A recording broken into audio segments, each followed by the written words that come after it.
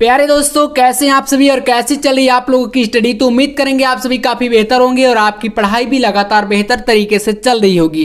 तो आप लोग लगातार एक ही डिमांड कर रहे थे कि भैया इंग्लिश ग्रामर के ऊपर एक ऐसा वीडियो लेकर आइए जिसके अनुसार हम पढ़ाई करके बोर्ड एग्जाम में जो ग्रामर है उस पर अच्छे नंबर अचीव कर पाएँ।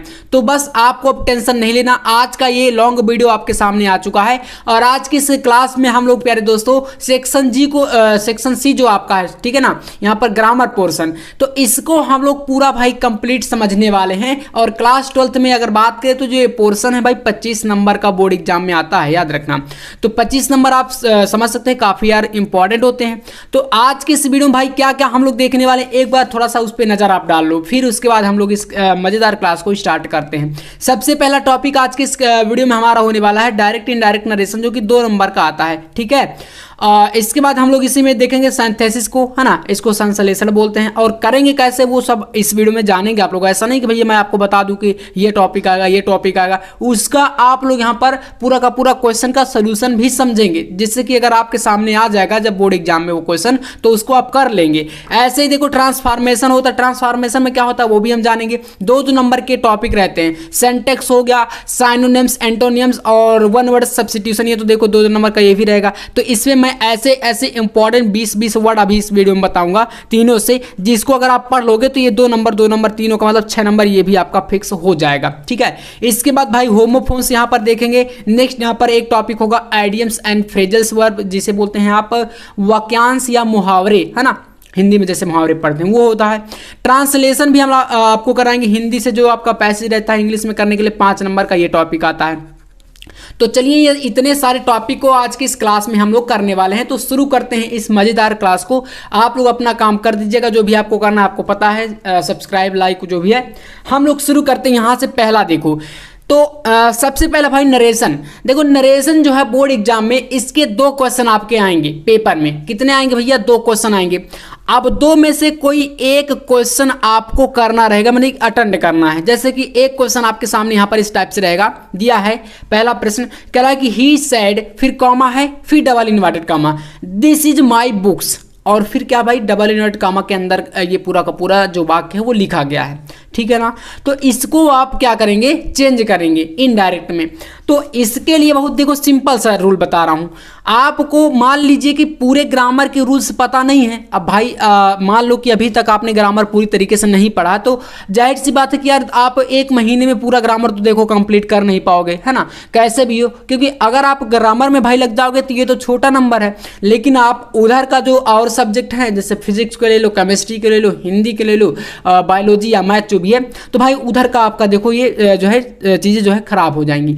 तो इसलिए सिंपल सा इसमें थोड़ा सा प्रैक्टिस करना है। प्रैक्टिस के तौर पर मैं आपको बताऊंगा कि नंबर आपके आ जाएंगे। जैसे क्या है ही सेड, फिर इसके बाद क्या है दिस इज माई बुक्स। तो इसमें जैसे सिंपल सा वाक्य है आपका, उसने कहा कि यह मेरी बुक्स हैं या किताब हैं।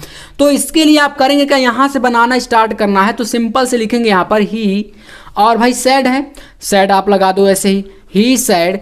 फिर आपको बता रहा हूं कि अब जब सिंपल सेंटेंस है तो यहां पर आपको सिर्फ और सिर्फ कॉमा और डबल इन्वर्टेड कॉमा के बीच में इनको हटा करके क्या लगाना है? दैट लगा देना है, ठीक है ना, दैट, इन वाक्यों को जोड़ने के लिए।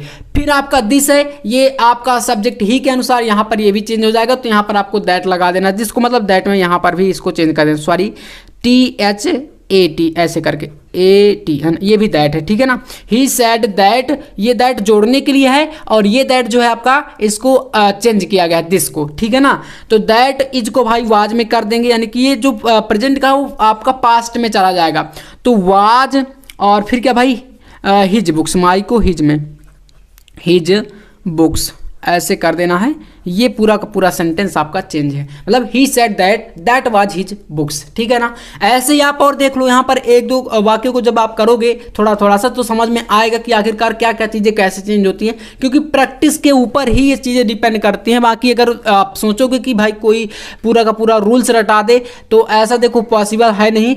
आप अगर शुरू से बेसिक तरीके से पढ़े होंगे तो भाई आपको समझ में आएगा, वरना थोड़ा सा प्रॉब्लम आपको हो सकती है। तो आपको टेंशन नहीं लेना, मैं नंबर आपको दिलाने का यहाँ पर तरीका बता रहा हूं, ठीक है, मतलब नंबर आप ले आएंगे।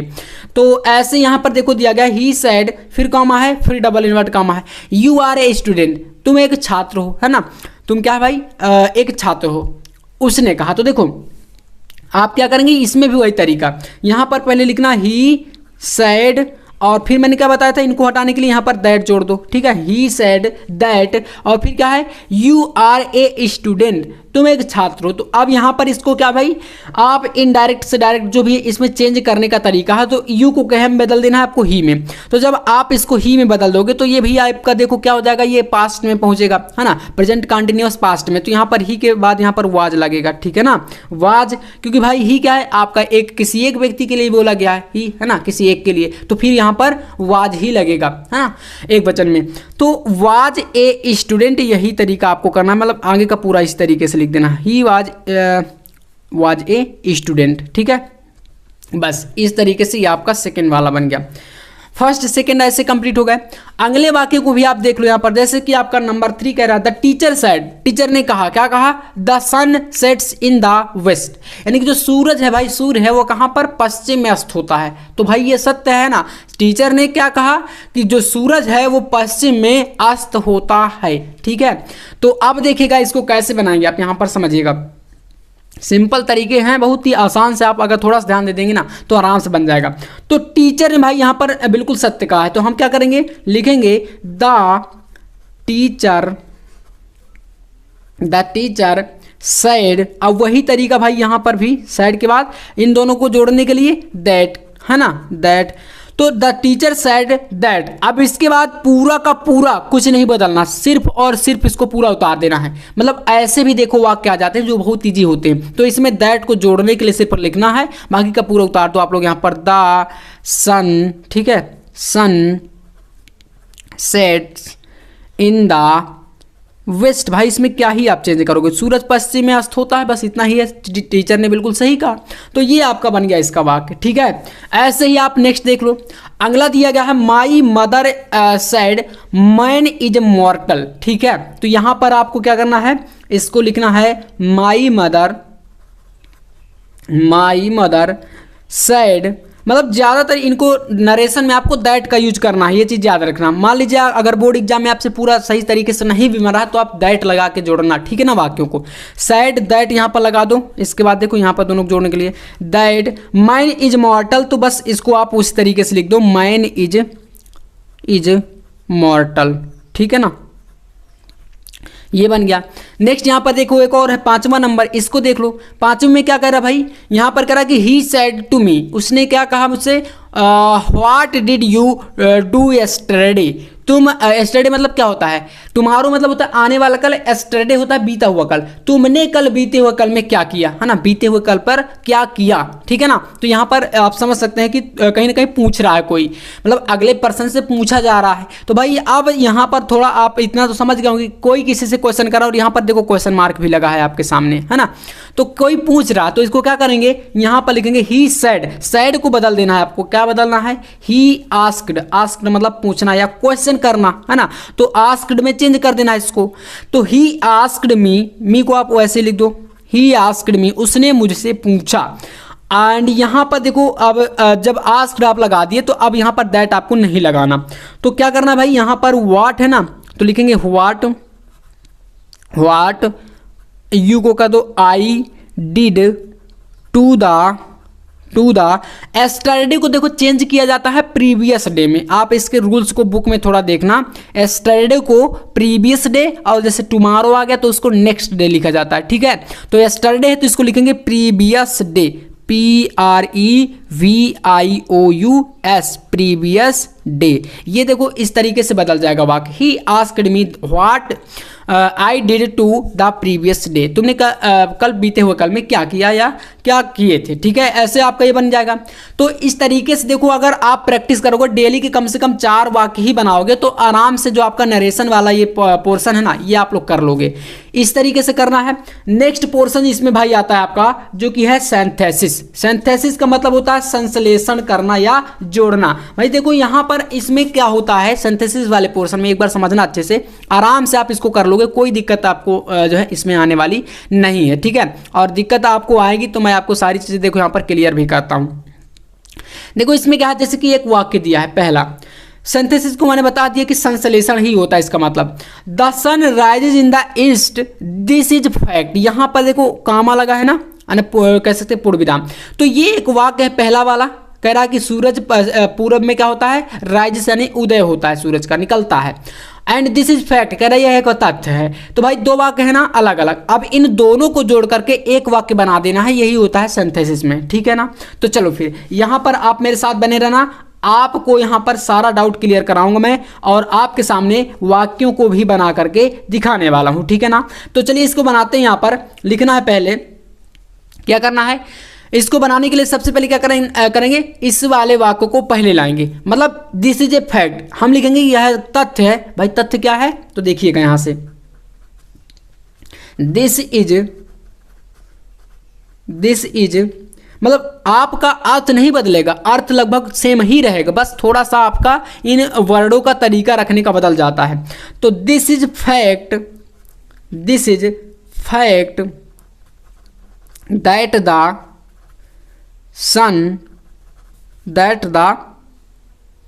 सन मतलब सूरज है ना, sun rises in the east, sun rises RIES rises in the east, ठीक है। अब देखो यहाँ पर इसमें भाई क्या फर्क है, दोनों में फर्क कुछ नहीं है। पहले में बताया गया था कि सूरज पूर्व में क्या होता है, पूर्व में उदित होता है या उदय होता है सूरज का।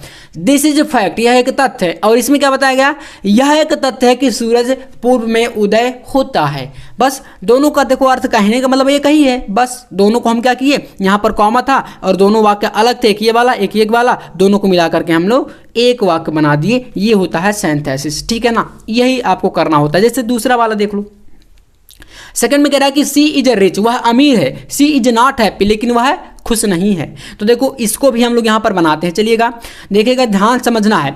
सी इज रिच, वह क्या भाई अमीर है, तो लिखेंगे सी इज क्या है, रिच है, अमीर है, सी इज रिच। अब इनको जोड़ने के लिए आपको क्या करना है, येट का प्रयोग कर देना। She is rich yet she is not happy, yet she is not happy, बस इतना सा करना है, कुछ नहीं करना, सिंपल सा है, समझ में आ गया। सी इज क्या है, रिच मतलब वह अमीर है, yet she is not happy, वह अमीर तो है लेकिन क्या है, खुश नहीं है, ठीक है। तो ये आपका सेकंड बन गया। ऐसे करना होता है, मतलब यहाँ पर जैसे आपका बीच से दो वाक्य बने हैं, उनको मिलाकर एक कर दो, बन गया भैया सिंथेसिस, ठीक है। ऐसे ही आओ नेक्स्ट देखते हैं अगला वाला, देखिएगा इसमें कह रहा है कि ही इज वेरी फैट, वह बहुत मोटा, he can not run fast, और वह तेज नहीं दौड़ सकता। भाई कोई मोटा व्यक्ति होता है वह तेज कहाँ दौड़ पाता है, आप समझदार हैं, खुद ही समझते हैं। तो देखो इसमें कैसे बनाएंगे भैया, बोलेंगे ये तो बहुत ईजी हो गया हमारे लिए, तो हाँ बिल्कुल ईजी है, क्योंकि भाई दोनों को मिलाकर लिख देना है ना। मैंने आपसे बताया भी है कि भाई दोनों को मिलाकर लिख दो, समझ लो कि आपका काम हो गया। तो देखो इसको करना क्या है, यहाँ पर लिखेंगे आप कि मतलब मोटा, तो पहले क्या करेंगे, सी इज सॉरी ही लगा है, सी नहीं है, किसी पर्सन के बारे में बोला गया ना। तो यहाँ पर लिखना है ही इज टू फैट, मतलब बहुत ज़्यादा मोटे है ना। तो भाई लिखेंगे यहाँ पर देखना, ही इज टू, ठीक है, TOO वाला, too fat, he is too fat. And यहाँ पर ही को हटा करके आप क्या करेंगे, दोनों को जोड़ देंगे। यहाँ से वाक्य अलग हो रहा ना, तो इसको जोड़ने के लिए आप लगाएंगे टू TO वाला, ठीक है ना। ही इज टू फैट, वो बहुत मोटा है, to run fast, to run fast. तो बस इतना सा आपको करना, he is too fat to run fast, यानी कि वह बहुत ही ज़्यादा मोटा है और वह दौड़ नहीं सकता, बस इतना हो जाएगा। इसके बाद यहाँ पर अगला वाक्य देखो, एक दिया गया है, द थीप सा द पुलिसमैन, फिर यहाँ से देखो आपका वाक्य खत्म है, द रन अवे, यानी रन भी कह सकते हैं। तो देखो थीप का मतलब होता है चोर, तो यहाँ पर बताया गया कि चोर ने किसको देखा भाई, पुलिसमैन यानी पुलिस वालों को देखा। फिर क्या हुआ, द रन अवे, वह बहुत तेज भाग गया, या बोले तो वो भाग गया, ठीक है। तो इसका देखो बहुत सिंपल सा आप बनाएंगे कि क्या हुआ, चोर ने देखा, किसने देखा था भाई, चोर ने, किसको देखा था, तो पुलिस को देखा था, ठीक है। तो यहाँ पर लिखेंगे आप इसका सेंटेंस जब बनाएंगे, लिखेंगे on seeing on seeing the police man, on saying the policeman, ठीक है ना। द थीप, किसने देखा था भाई? थीप यानी चोर ने। The thief, on saying the policeman the thief, इसके बाद लिखेंगे रन अवे, सिंपल से कर देना। On saying the policeman the thief run away, जैसे ही चोर ने पुलिस वालों को देखा क्या वो भाई रन अवे, भाग गया, है ना। तो यहाँ पर लिख देना है इसके बाद थीप रन अवे, है ना, रन अवे, बस सिंपल है। On seeing the policeman the thief run away, खत्म ना। तो बस इस तरीके से आपको इसको बनाना है, ठीक है ना। तो सिंथेसिस पे आई होप आपको क्लियर समझ आ रहा होगा। ऐसे ही भाई 5वां नंबर एक क्वेश्चन है, देखो इसमें कह रहा है कि रीता, यहाँ पर Rita found her pen the was lost, यानी कि रीता को उसका खोया हुआ क्या मिल गया? पेन मिल गया, ठीक है। क्या बताया गया है? रीता को खोया हुआ उसका क्या मिल गया? पेन मिल गया। तो देखिएगा यहाँ से इसको क्या करना, रीता क्या भाई? एक नाम है। तो इसको बनाने के लिए आप करेंगे क्या? सबसे पहले लिखेंगे रीता, रीता, ठीक है। फाउंड, फाउंड मतलब प्राप्त होना या मिल जाना, ठीक है ना। तो रीता फाउंड हर पेन, हर पेन यानी उसका पेन, द वाज लॉस्ट जो कि खो गया था। तो यहाँ पर लिखना Rita found her pen, sorry यहाँ पर हर पेन के बाद पेन नहीं डायरेक्ट लिखना, हर लॉस्ट पेन, दवाज को हटा दो, ठीक है, इसको हटा देना है आपको। यहाँ पर लिखने के बाद, हर लिखने के बाद लॉस्ट पेन लिखो। अब इसका मतलब क्या निकल रहा है? लॉस्ट पेन, यानी कि इसका मतलब निकला रीता फाउंड हर पेन हर लॉस्ट पेन, मतलब कि रीता को उसका खोया हुआ पेन मिल गया, ठीक है। तो ये इस तरीके से बन गया, मतलब दवाज इसमें हट गया, ठीक है, इस तरीके से। तो ये क्या हुआ? दोनों वाक्यों को जोड़ करके बन गया आपका क्या? सिंथेसिस, यानी कि आपका बोले तो संश्लेषण, ठीक है। ये होता है सिंथेसिस में। इस तरीके से करने के आपको 2 नंबर मिलते हैं। 2 क्वेश्चन आएंगे बोर्ड एग्जाम में, कोई एक आपको करना रहेगा उनमें से, ठीक है। तो क्लियर है ये टॉपिक भी आपका। अब चलिए यहां से हम लोग बढ़ते हैं अगले टॉपिक पर, जो कि आपका होने वाला है ट्रांसफॉर्मेशन। देखो ट्रांसफॉर्मेशन में क्या होता है भाई? यहां पर वाक्य के सामने लिखा रहेगा कि आपको क्या आखिरकार चेंज करना है, मतलब किस में बदलना है, ठीक है ना। तो इस तरीके से जो सेंटेंस रहेगा, सेंटेंस के ही सामने डायरेक्ट लिखा रहेगा कि आपको बदलना किस में है। जैसे कि आपके सामने वाक्य दिया गया है, I am certain that he is honest, मुझे भरोसा है कि वह क्या है? ईमानदार है। भाई सिंपल सेंटेंस में बदलना है, ब्रैकेट के सामने यहां पर लिखा गया, ठीक है। ये क्या सिंपल लिखा है, ठीक है। तो चलिए इसको क्या करना है? सिंपल सेंटेंस बनाना है इस वाले वाक्य का, ठीक है ना। तो अब यहां पर सिंपल सेंटेंस बनाने के लिए आपको क्या करना पड़ेगा? देखो आई एम सर्टेन दैट, तो यहां पर हमें पता है कि वह ईमानदार है, तो इसको क्या करना है भाई? पूर्ण रूप से ईमानदार बना दीजिए आप लोग, सिंपल सा हो जाएगा। तो लिखेंगे इसको, देखो यहां से आपको आंसर देना है। इसका आंसर में लिखना he is sir SER certainly, यानी पूर्ण रूप से हो गया भाई, सर्टेनली ऑनेस्ट, बस ही इज सर्टेनली ऑनेस्ट, यानी वह ईमानदार है ही। तो भाई इसमें हम बना दिए छोटा सा सिंपल सा वाक्य, ठीक है। ये इसका बन जाएगा। ऐसे ही आ जाओ अगले पर आओ। ही गेव मी ₹1, उसने मुझे ₹1 दिया। भाई इसको बनाना है पैसिव वॉइस में। देखो ऐसे ट्रांसफॉर्मेशन मतलब होता है आपके ब्रैकेट के सामने जो सेंटेंस रहेगा, सेंटेंस के सामने जो लिखा रहेगा उसी में चेंज करना होता है। ऐसे क्वेश्चन आते हैं ग्रामर में। तो ही गेव मी ₹1, इसको क्या करना है? आपको पैसिव वॉइस में बदलना है। तो पैसिव वॉइस में बदलने के लिए क्या करना है भाई? आपको पता है पैसिव वॉइस के रूल क्या होते हैं? जो ऑब्जेक्ट होता है उसको हमें सब्जेक्ट बनाना पड़ता है, और जो सब्जेक्ट होता है उसको ऑब्जेक्ट बनाना पड़ता है। तो चलिए इसका हम लोग पैसिव वॉइस देखिए बनाते हैं। मैंने कहा आपसे कि ऑब्जेक्ट को पहले आप सब्जेक्ट बनाओ, ठीक है। तो ₹1 आपका क्या है भाई? इसमें सब्जेक्ट बनेगा। तो यहां पर आपका आएगा, इसमें देखिए आंसर ₹rupees,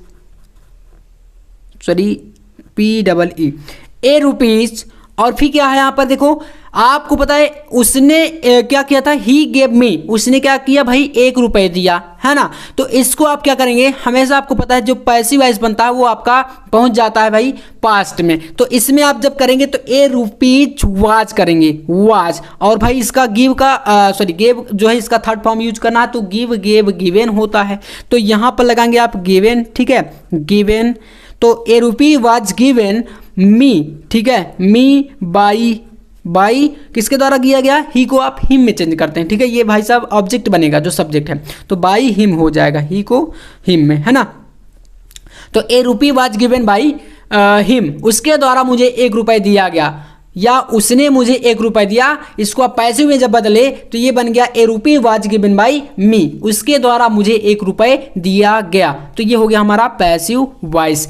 ऐसे ही आपका तीसरा देखो है, Bangalore is the cleanest of Indian town, से इसको पॉजिटिव डिग्री में बदलना, मोस्ट इंपॉर्टेंट है ये, ठीक है। तो इसको देखो क्या करोगे, आप लिखोगे, मतलब बताया जा रहा है कि बैंगलोर से क्लीन कोई भी जो टाउन है, कस्बा है या बोले शहर है, कोई दूसरा भारत में शहर नहीं है। तो सबसे क्लीन इसको दिखाएगा, मतलब इसको सबसे ज्यादा बताया गया है। तो इसको लिए आपको करना क्या, यहां से इसका आंसर लिखेंगे, आप लिखेंगे नो अदर, ठीक है, no other towns, no other towns of Indian, या sorry India, no other towns of India is so clean as Bangalore, VANGALORE, मतलब यहाँ पर है कि no other towns of India is so clean as Bangalore, मतलब बेंगलोर से क्लीन कोई दूसरा टाउन, या बोले तो टाउन बोल सकते हैं, शहर या कस्बा होता है, ठीक है।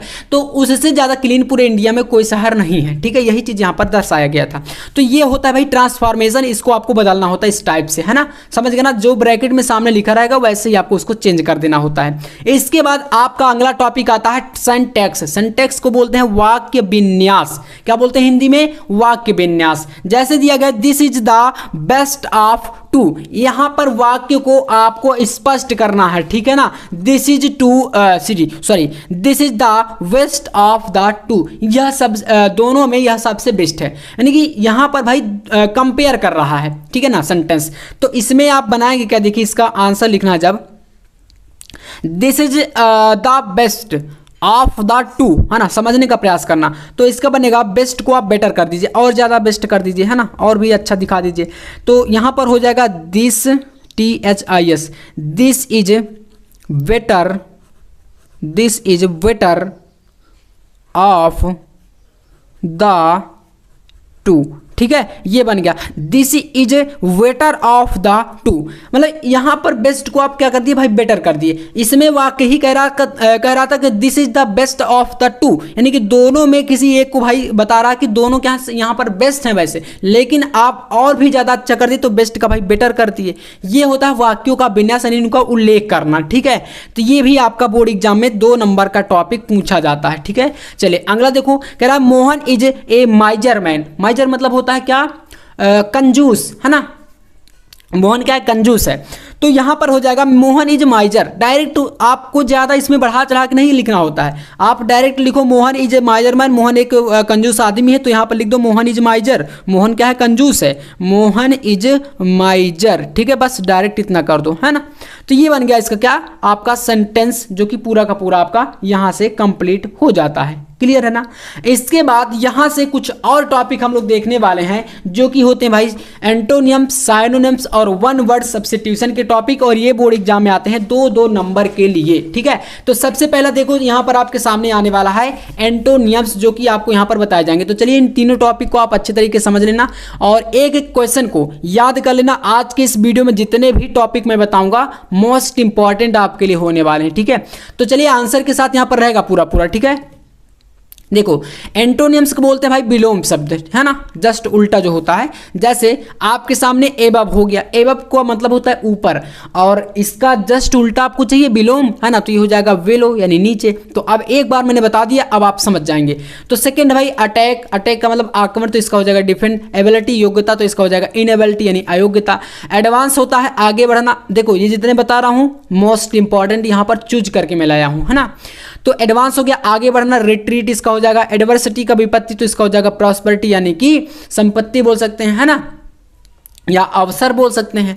अराइवल का मतलब होता है आगमन, तो इसका हो जाएगा डिपार्चर। अरेस्ट होता है गिरफ्तार, तो इसका हो जाएगा रिलीज। एसेंट का मतलब चढ़ाई, तो इसका हो जाएगा डिसेंट। एक्यूरेट का मतलब होता है सही, तो इसका हो जाएगा इनएक्यूरेट। इसके बाद एम्पल, तो एम्पल मतलब होता है पर्याप्त, तो इसका हो जाएगा मीगर्स, ठीक है, अपर्याप्त। तो इस टाइप से ये हो गया। ऐसे ही नेक्स्ट टॉपिक आपका यहां से आता, देखो तो वेट करिए थोड़ा सा। अगला यहाँ से आपका देखो स्टार्ट होता है 11 नंबर। 11 नंबर का एंटोनियम से भाई एंजल। एंजल का मतलब होता है देवदूत, तो इसका हो जाएगा डेबिल, है ना। वलंट मतलब होता है धारहीन, तो इसका हो जाता है शार्प। फिर है आपका बैरन, बैरन का मतलब होता है बंजर, तो इसका हो जाता है फर्टाइल यानी कि उपजाऊ, है ना। उपजाऊ हुई होगा ना बंजर का। जैसे कोई जमीन में आपका अनाज उत्पन्न नहीं होता तो उसको हम बंजर बोलते हैं, और भाई जहां पर ज्यादा फसल पैदा होती है उसको उपजाऊ बोलेंगे। कॉम्प्लिकेटेड मतलब होता है जटिल, तो इसका हो जाता है सिंपल यानी कि यहाँ पर आपका साधारण सा। जटिल या पेचीदा भी बोल सकते हैं कॉम्प्लिकेटेड को, है ना। कन्फेस मतलब होता है स्वीकार करना, तो इसका हो जाएगा डेनी यानी अस्वीकार।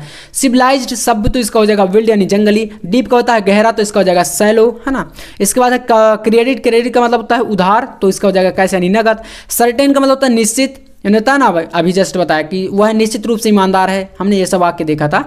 तो यहाँ पर वही है, सर्टेन का होता है निश्चित, तो इसका हो जाएगा अनसर्टेन यानी अनिश्चित। केयर का होता है देखभाल, तो इसका हो जाता है नेग्लेक्ट यानी अनदेखा करना। कंपेयर मतलब होता है तुलना करना, तो इसका हो जाएगा कंट्रास्ट, है ना। और जितने आपको 20 से 25 में बता रहा हूँ, अगर आप तैयार कर लोगे तो 2 नंबर आपका फिक्स है।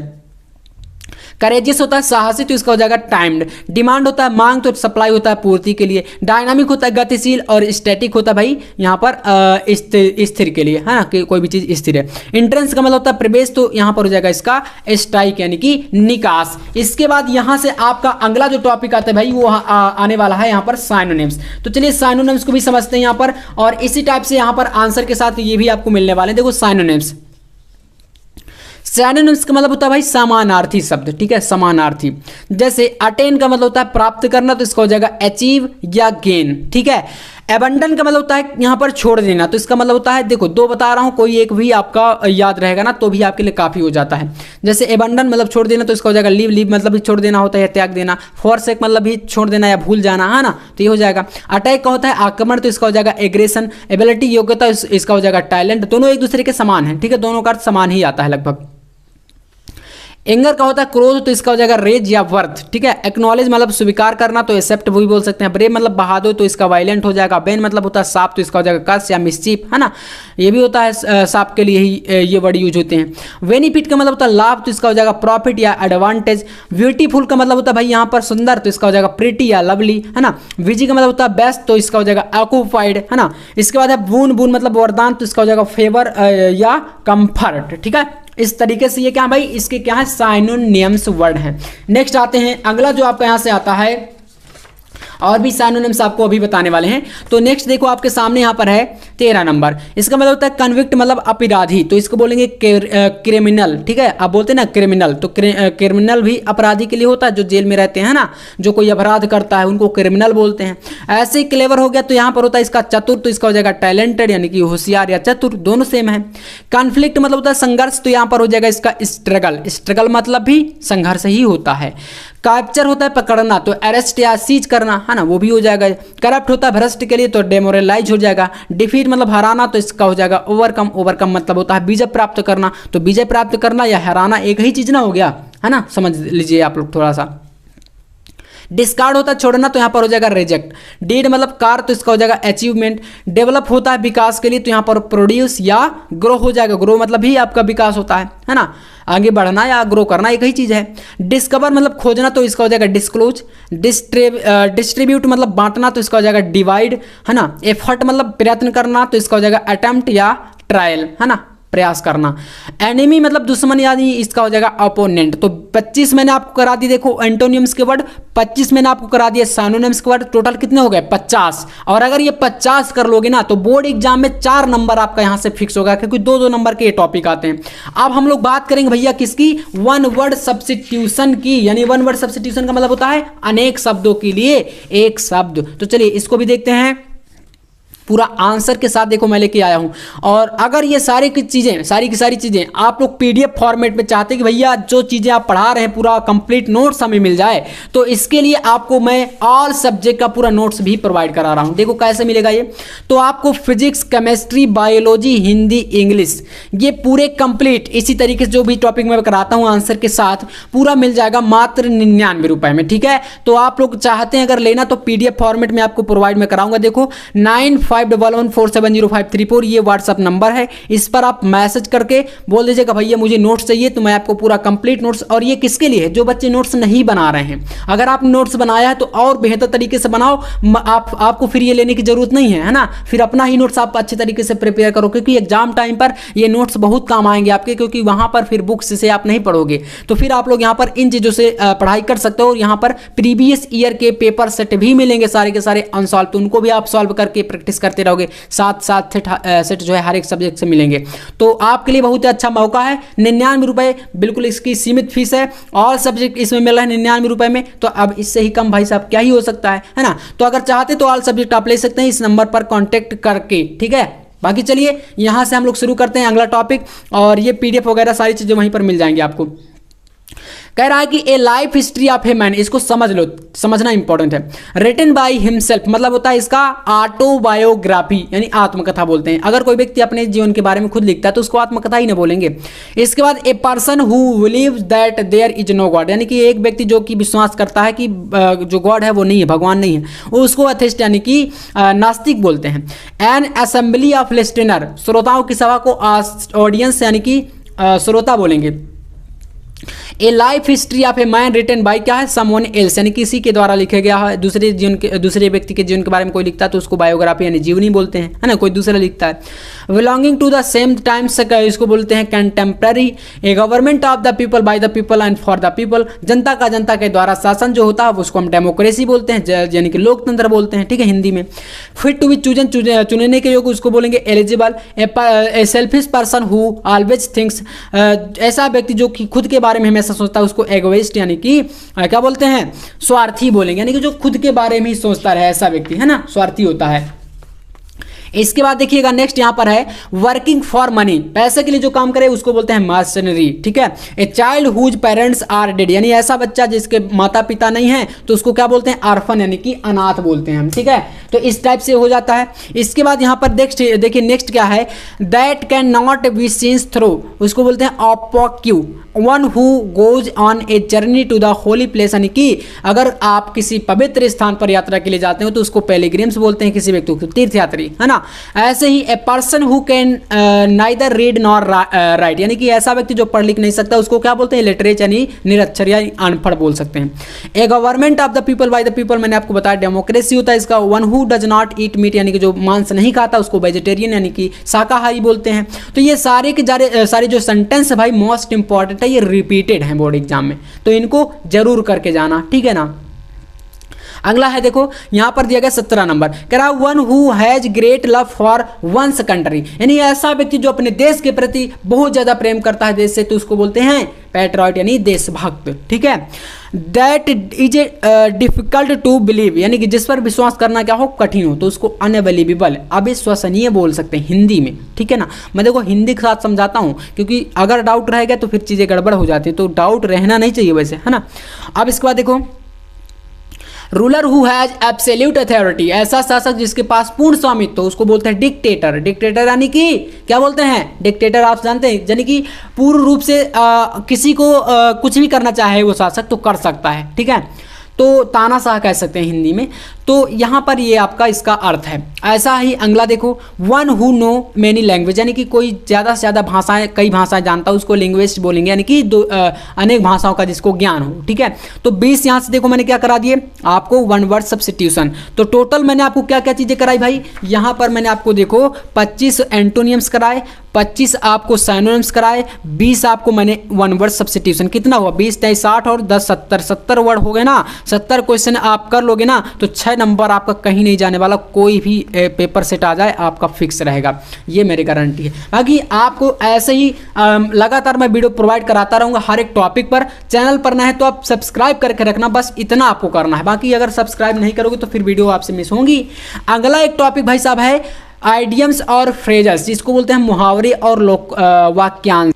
तो इसका मतलब क्या भाई, देखो कैसे करना है, ये भी एक इंपॉर्टेंट टॉपिक है। तो चलो मेरे साथ जुड़े रहना, मैं आपको इसको करके अभी थोड़ा सा वाक्य को समझाता हूँ कि आखिरकार अगर ये बोर्ड एग्जाम में आपके जैसे आ गया तो आप क्या करोगे। देखो यहाँ पर जैसे एक सेंटेंस दिया गया है, ए बेड ऑफ रोजेस, यानी कि इसका मतलब होता है फूलों की सेज। तो भाई मुहावरे में जैसे होता है ना कि अर्थ लिख करके अपने वाक्यों में प्रयोग करो, हिंदी में आपने यही पढ़ा है।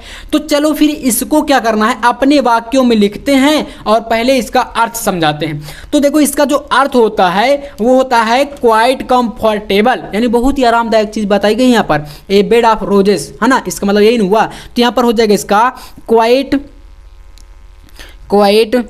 कंफर्टेबल, इसका अर्थ लिख रहे हैं हम लोग, ठीक है, कंफर्टेबल, क्वाइट कंफर्टेबल ये होता है। इसका अर्थ जो होगा वो होगा फूलों की सेज, है ना, ए बेड ऑफ रोजेस, फूलों की क्या, सेज, इसका हो गया अर्थ। नेक्स्ट देखो इसका अर्थ जो आपको अपने लैंग्वेज में, अपनी भाषा में इसका एक सेंटेंस भी बनाना है जिसमें कि ये पूरा का पूरा अर्थ जो है वो स्पष्ट हो जाए। तो देखो कैसे लिखेंगे आप यहाँ से आंसर, इसका आंसर में आपको लिखना है द, कोई भी आप चीज़ को यहाँ पर कोई भी काम को समझा दो कि यह काम बड़ा मुश्किल है, फूलों की सेज नहीं है। जैसे पढ़ाई को ले लो, नौकरी की तैयारी करना, नौकरी पाना, या किसी अधिकारी को ले लो कि भाई ये पद जो है बहुत ही कठिनाई से भरा हुआ है, इसमें इतना आसानी नहीं। ऐसा अपने अनुसार आप जो भी आपको बेस्ट लगे वो बना सकते हो। जैसे कि मैं यहाँ पर एक बना के आपको दिखा रहा हूँ, आप लिख सकते हो कि the post of district magistrate, यानी कि जिला अधिकारी को बोल दो डिस्ट्रिक्ट मजिस्ट्रेट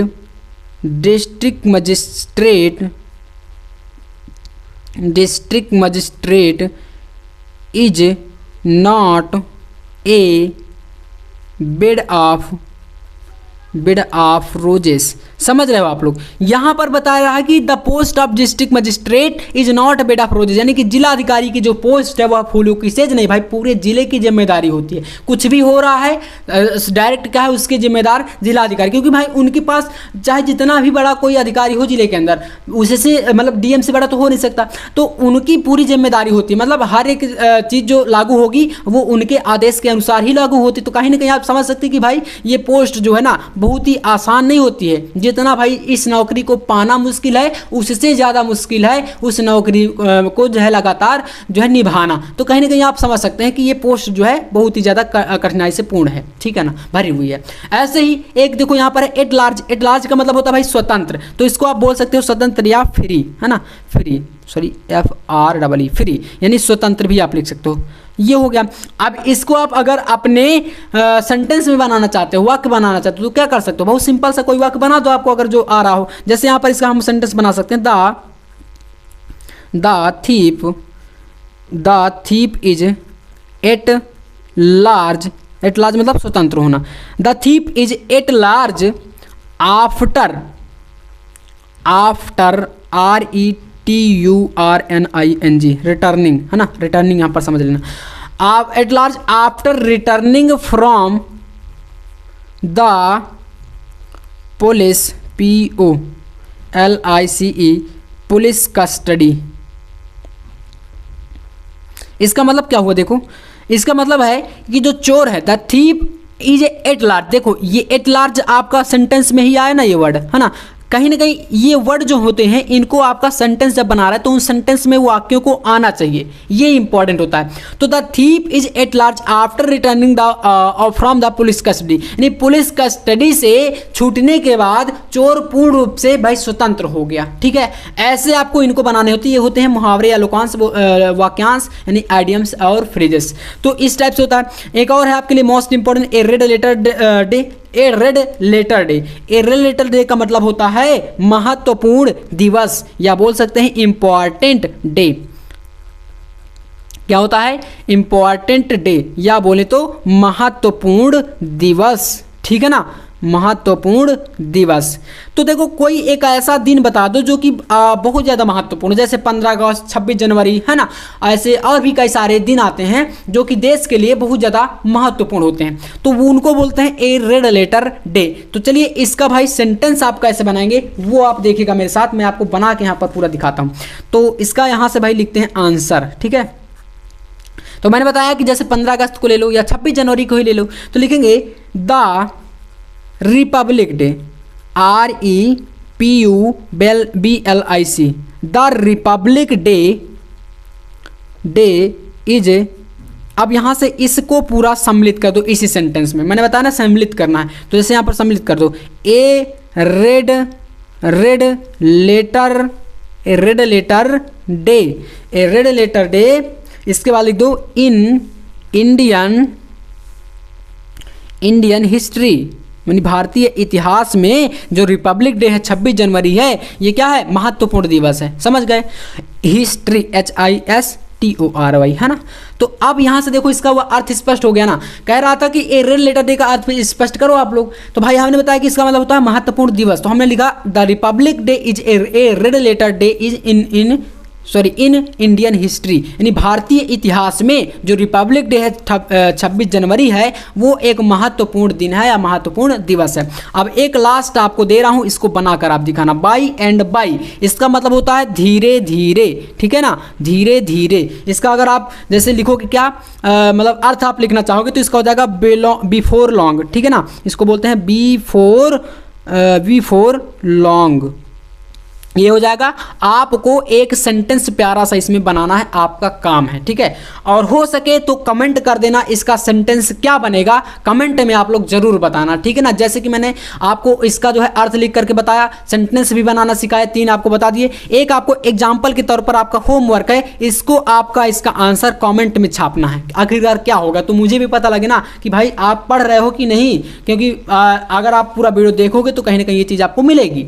तो चलिए कमेंट करना। इसके बाद एक टॉपिक भाई आता है जो कि है भाई ट्रांसलेशन। देखो ट्रांसलेशन आपको पता है पूरा 5 नंबर का आता है। अभी तक जो भी टॉपिक हम पढ़ रहे थे ये सारे के सारे 2-2 नंबर वाले थे, और जो ये टॉपिक आता है ये 5 नंबर का आता है। तो 5 नंबर के लिए देखो करना क्या है, आप इसकी प्रैक्टिस करो, ज़्यादा से ज़्यादा बनाना सीखो, कहीं ना कहीं आपको बनने लगेगा। इतना ज़्यादा हार्ड होता नहीं है, छोटा सा सेंटेंस आता है, उसको अगर आप प्रैक्टिस करोगे तो ये आराम से हो जाएगा। और अगर प्रैक्टिस नहीं करोगे तो चाहे इसमें कोई कितना भी आपको बता दे कि इसको ऐसे कर लो, क्योंकि भाई देखो मैं आपको बता रहा हूँ, जैसे एक आपके सामने ये सेंटेंस दिया गया है तो ये तो फिक्स नहीं है ना कि यही आएगा, इतना भाई बिल्कुल फिक्स नहीं। कहीं से भी छोटा सा सेंटेंस हिंदी में लिख करके पेपर में छाप देंगे, तो ये फिक्स नहीं रहेगा, कोई आपको बता दे। बस तरीके पता होने चाहिए, प्रैक्टिस होनी चाहिए, आप उसको कर लोगे, है ना। तो इसके लिए मैंने बताया कि जो ग्रामर का पूरा पोर्शन है सेक्शन सी वाला, इसके लिए आपको करनी पड़ेगी लगातार प्रैक्टिस, तभी ये नंबर आपको मिल पाएंगे। बाकी मेरे साथ आप जुड़े रहिएगा,